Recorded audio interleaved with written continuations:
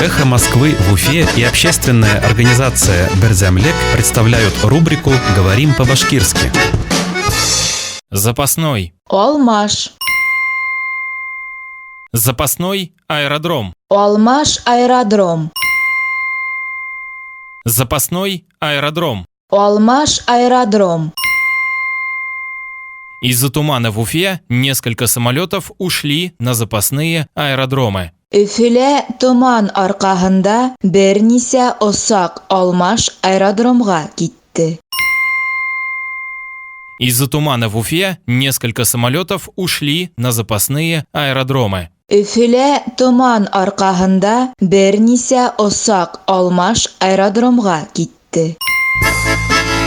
«Эхо Москвы» в Уфе и общественная организация «Берзямлек» представляют рубрику «Говорим по-башкирски».